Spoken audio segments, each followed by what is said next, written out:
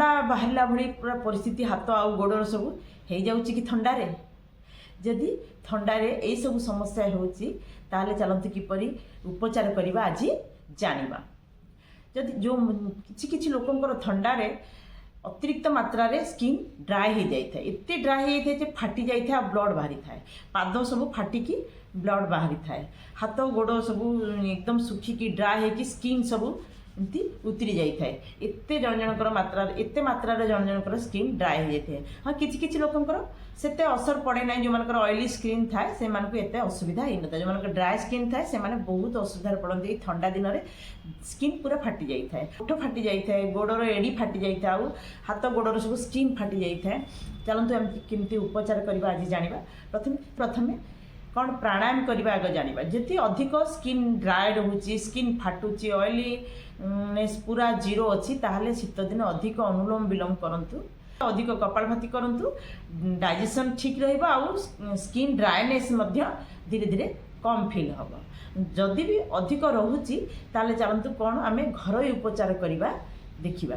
शीत दिने साधारणतः आम कम पानी पी था शीत दिने जिते अधिक पानी पीवा सेते स्किन ड्राइनेस कम रहिबो। गोटे होम रेमेडी बताऊँगी सोरिष तेल 100 ग्राम नेबा 50 ग्राम देसी महम नवा आउ 10 ग्राम कर्पूर नवा शुद्ध कर्पूर जोटा देसी महम नवा आउ 100 ग्राम सोरिष तेल नवा। सोरिष तेल को 100 ग्राम तेल को सोरिष तेल को भल से गरम करदबा सेतिरे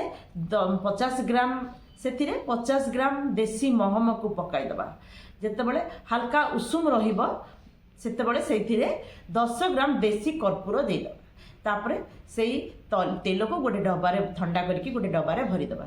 प्रत्येक दिन गोड़ और एड़ी आउ हाथ ये सब ओठ ये सब जगार को मालिश करवा प्रत्येक दिन। जो मानकर पाद फाटिकी रक्त बाहर था 3-4 दिन आप देखिए लगेबे बहुत आराम मिल। राति कौन करेंगे से तेल को भल भाव बहुत भल भाव लगे भलसे पूरा मालिश करदे तापरे सॉक्स पिंधि पकेबे तापरे देखिए राति शोजे सकाल को देखिए नरम हो जाइए। एमती अभ्यास करंतु देखिए धीरे धीरे स्किन ड्राइनेसटा कमी जाए। अधिक पानी पीबे आउ तेल खरारे बसिकी भल तेल नड़िया तेल भल भाव पूरा मालिश करेंगे। सोरिष तेल नड़िया तेल बा राशि तेल स्किन रे भल भाव मालिश करेंगे खरारे किछ समय बसबे तापरे गाधेबे सेमती कले स्किन ड्राइनेस कमी जाए अत्यधिक। तथापि जदि आपणकर स्किन ड्राइनेस कम होना जो किछि लोकंकर अत्यधिक मात्रा रे जो पाद फाटी जाए हाथ सब स्किन सब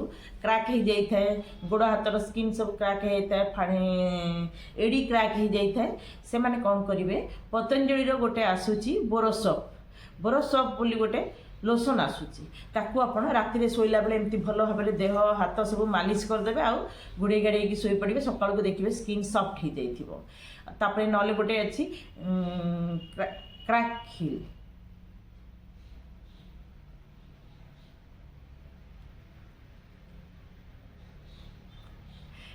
हिल गोटे क्रीम अच्छी जोटा कि आप पाद जो फाटी जाइए लगे सॉक्स क्रैक हिल गोटे क्रीम अच्छी जोटा कि आप पाद जो फाटी जाइए लगे सॉक्स पिंधेबे तापरे सकाळे गोड़ धोईदेवे देखिए उषुम पानी रे गोड़ को धोईदेवे देखिए पाद सॉफ्ट हो आउ फाटब ही ना स्किन ड्राए होगी फाटब ही ना। यही सब उपाय अवलंबन करंतु निजको जो स्किन ड्राइनेस रु उपचार करंतु। आउ जदि ये भिडियोटी आपको भल लगुच ताले लाइक शेयर और सब्सक्राइब निश्चय करिबा और निजको स्किन ड्राइनेस रु उपचार करिवे।